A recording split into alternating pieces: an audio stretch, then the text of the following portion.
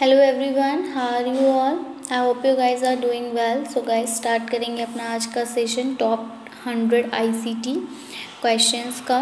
जो हमारा first question है that is if Y X represent a number Y in the base x, then which of the following number is the smallest of all? And the correct answer for this question goes with option number A. अगला हमारा question है high level programming language can be converted to machine language using which of the following. अब यहाँ पर आपसे पूछा है कि जो हाई लेवल प्रोग्रामिंग लैंग्वेज होती है उसको हम मशीन लैंग्वेज में किसके इस्तेमाल से कन्वर्ट कर सकते हैं. क्या ओरेकल के, कंपाइलर के, मैटलैब के, असेंबलर के.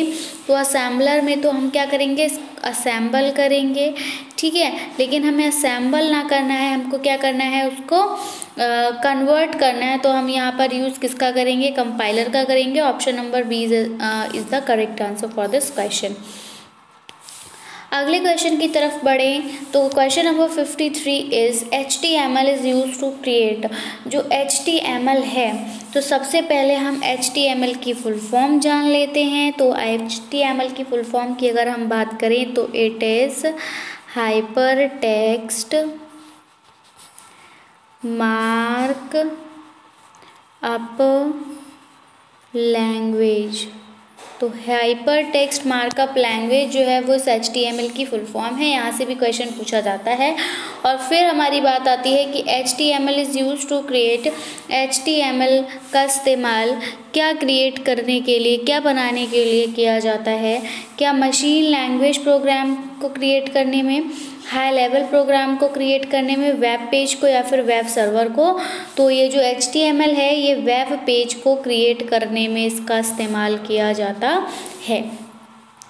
अगला हमारा क्वेश्चन नंबर 54 है कि the term DNS stands for. अब यहाँ पर आपसे अगेन देख लीजिए, आपसे फुल फॉर्म पूछा है DNS का. तो D फॉर आपका हो जाएगा डोमेन, N फॉर हो जाएगा आपका name and S for system, ठीक है. तो जो टर्म DNS है इसकी फुल फॉर्म क्या है, domain name system. Next question number 55 IPv4 and IPv6 are addresses.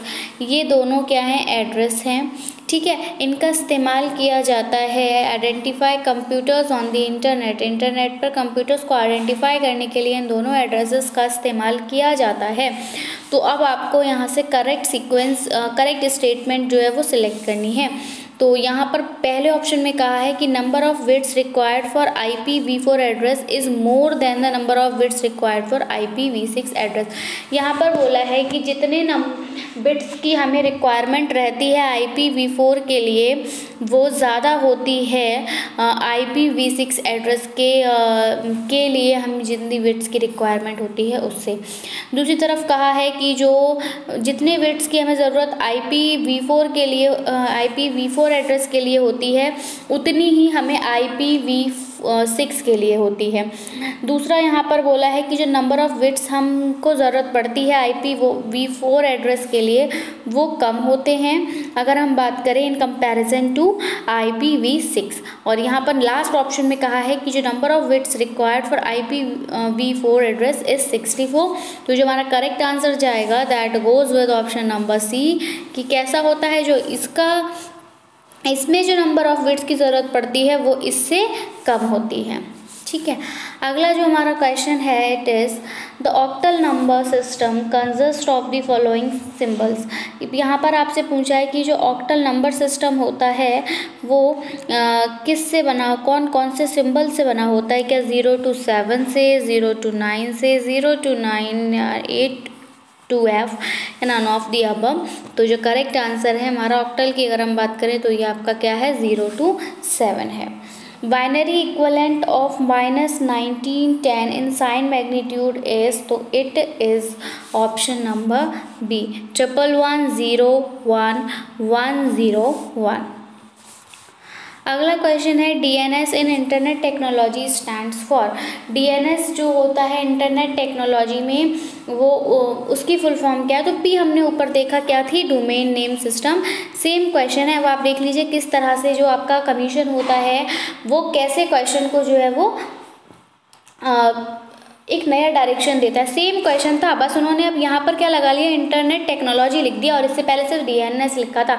तो याद रखिए क्वेश्चन सेम ही आते हैं, बस थोड़ी सी लैंग्वेज चेंज हो जाती है। ठीक है, अगला जो हमारा क्वेश्चन है देखिए, अभी हमने ऑलरेडी डिस्कस कर लिया था ऊपर, यहाँ वही पूछ लिया है कि HTML स्टैंड्स फॉर, तो HTML stands for hypertext markup language. अगला हमारा क्वेश्चन नंबर 60 है कि विच of the following is a type of A LAN। अगर हम लोकल एरिया नेटवर्क की बात करें तो इनमें से कौन सा लोकल एरिया नेटवर्क का एक प्रकार है? एथरनेट है, टोकन रिंग है, FDDI है, ऑल ऑफ द अबव है। तो ये एथरनेट, टोकन रिंग और FDDI ये तीनों ही आपके LAN यानी कि लोकल एरिया नेटवर्क का एक प्रकार है। अगला क्वेश्चन है हमारा, विच of the following statement is true. अब यहाँ पर आपको कुछ स्टेटमेंट्स प्रोवाइडेड है और आपसे पूछा है इनमें कौन सा सही है। तो स्टेटमेंट्स को हम एक बार रीड आउट कर लेते हैं। Smart cards do not require operating system. यहाँ बोला है कि जो स्मार्ट कार्ड होते हैं उनको किसी भी ऑपरेटिंग सिस्टम की ज़रूरत नहीं होती। Smart card and PCS use some operating system. और स्मार्ट कार्ड और जो PCS होते हैं वो कुछ ऑपरेटिंग सिस्टम को यूज़ करते हैं। या फिर COS जो है वो स्मार्ट कार्ड ऑपरेटिंग सिस्टम है। या फिर communication between reader and card is in full duplex mode. तो सही स्टेटमेंट बतानी है। तो जो हमारी पहली स्टेटमेंट है कि जो स्मार्ट कार्ड होते हैं उनको ऑपरेटिंग सिस्टम की ज़रूरत नहीं होती, ऐसे कैसे हो जाएगा? कैसे आपके स्मार्ट कार्ड से अगर स्मार्ट कार्ड को ऑपरेट नहीं किया जाएगा तो वो कैसे वर्क करेगा? तो विदाउट ऑपरेटिंग सिस्टम ये वर्क नहीं कर सकता, इसलिए ये ऑप्शन आपका गलत हो जाएगा। अगला है कि स्मार्ट कार्ड और PCs जो है वो कुछ ऑपरेटिंग सिस्टम का इस्तेमाल करती है, नहीं वो टोटली ही ऑपरेटिंग सिस्टम का इस्तेमाल करती है, इसलिए ये ऑप्शन भी गलत हो जाएगा। और जो कम्युनिकेशन होता है रीडर और कार्ड के बीच में वो फुल डुप्लेक्स मोड में नहीं होता, इसलिए ये भी गलत हो जाएगा। जो करेक्ट आंसर हमारा जाएगा that goes with option number C। अगला क्वेश्चन है हमारा, which one of the following is not an internet service provider. ISP नहीं है इनमें से कौन सा? क्या MTNL नहीं है, BSNL नहीं है, ERNet इंडिया नहीं है, या फिर इन्फोटेक इंडिया लिमिटेड नहीं है। ठीक है, यहाँ पे याद रखिएगा इन्फोटेक इंडिया लिमिटेड है। ठीक है, तो नहीं है, देखिए नॉट आ गया स्पेटिकली से। तो देखिए MTNL जो है ये तो आपका इंटरनेट सर्विस प्रोवाइडर है, BSNL भी इंटरनेट सर्विस प्रोवाइडर है और ERNet भी आपका इंटरनेट सर्विस प्रोवाइडर कह सकते हैं, एक तरह की ये सिम है। लेकिन ये जो इन्फोटेक इंडिया लिमिटेड है ये आपका इंटरनेट सर्विस प्रोवाइडर नहीं है, ये आपकी क्या है, इंफॉर्मेशन टेक्नोलॉजी है इंडिया की। ठीक है, तो ऑप्शन नंबर D जो है वो हमारा करेक्ट आंसर रहेगा इस क्वेश्चन के लिए। आगे बढ़ेंगे, the hexadecimal number system consist of symbols. अब हेक्साडेसिमल नंबर सिस्टम जो है वो किस सिंबल से बनता है? तो देखो ऑक्टल नंबर सिस्टम आपका 0 to 7 से बनता है, इसलिए ये गलत हो जाएगा। और फिर आपका हेक्साडेसिमल के लिए 0 to 9 और A to F आ जाएगा, याद रखिएगा। ऑप्शन नंबर B जो है वो करेक्ट आंसर रहेगा। अगला हमारा बाइनरी इक्विवेलेंट पूछा है, -15 10 इस 2s complement system is use. तो यहाँ पर जो हमारा राइट आंसर जाएगा that goes with option number none of these. ठीक है, नेक्स्ट है हमारा 65 1 GB इज इक्वल टू। अब 1 GB किसके बराबर होती है? सभी को पता है किसके बराबर, 230 बाइट्स के बराबर होती है। ऑप्शन नंबर B जो है वो करेक्ट है। नेक्स्ट क्वेश्चन है, the set of computer programs that manage the hardware software of a computer is called. जो कंप्यूटर प्रोग्राम्स का सेट होता है जो कि मैनेज करता है हार्डवेयर सॉफ्टवेयर को कंप्यूटर के, उसको क्या कहा जाता है? कंपाइलर सिस्टम, ऑपरेटिंग सिस्टम या फिर नन ऑफ दीज। तो वो सेट ऑफ प्रोग्राम जो कि मैनेज करता है हार्डवेयर और सॉफ्टवेयर कंप्यूटर के, उसको हम ऑपरेशन सिस्टम है, उसको हम ऑपरेटिंग सिस्टम कहते हैं। ऑप्शन नंबर C जो है वो यहाँ पर करेक्ट आंसर है। आगे बढ़ेंगे, देखेंगे सेशन का next question and it is SMIME in internet technology stands for. अब आपको SMIME का जो है फुल फॉर्म बताना है इंटरनेट टेक्नोलॉजी में। तो S for secure, M for multipurpose, I for internet mail extension, option number A जो है वो यहाँ पर करेक्ट हो जाएगा। आगे बढ़ेंगे क्वेश्चन नंबर 68 की तरफ, और यहाँ पर है कि which number system is usually followed in a typical 32-bit computer. अब कौन सा नंबर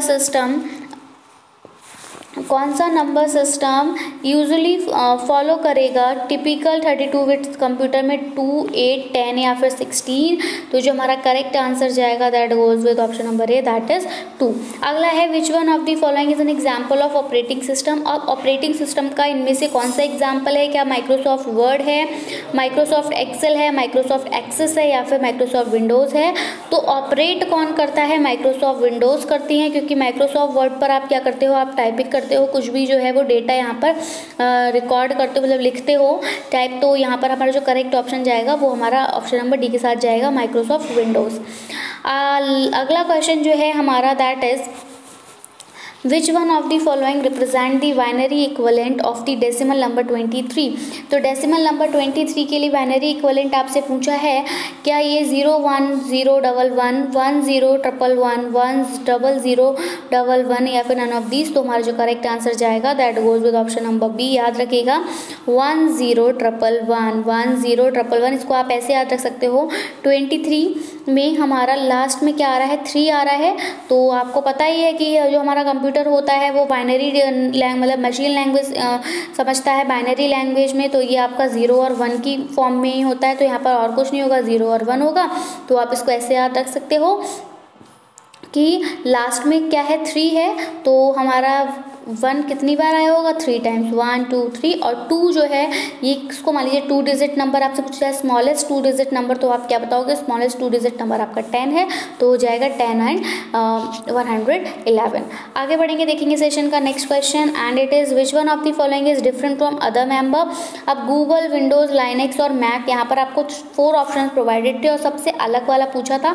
तो यहाँ ऑब्वियसली आपका गूगल जो है वो इन सबसे डिफरेंट है, क्योंकि ये विंडोज, लाइनेक्स, मैक जो है वो एक ही फॉर्म में आते हैं। अगला जो हमारा क्वेश्चन है it is where does a computer add and compare its data. कहाँ पर कंप्यूटर अपने डेटा को कंपेयर और ऐड करता है? CPU में, मेमोरी में, हार्ड डिस्क में, फ्लॉपी डिस्क में। तो आपको पता है मेमोरी में तो वो स्टोर करता है, हार्ड डिस्क, फ्लॉपी डिस्क भी नहीं है। करेक्ट ऑप्शन क्या है आपका? CPU है। और CPU की फुल फॉर्म क्या रहती है? ये भी याद रख लीजिए, क्या रहती है? Central processing. अब आप खुद देख लीजिए प्रोसेसिंग कहाँ हो रही है? CPU में होती है। ठीक है, तो ये आपका सेंट्रल प्रोसेसिंग यूनिट है, इसीलिए यहाँ पर ही कंप्यूटर में डेटा और को ऐड किया जाएगा और कंपेयर किया जाएगा। अगला क्वेश्चन है हमारा computers on an internet are identified bye.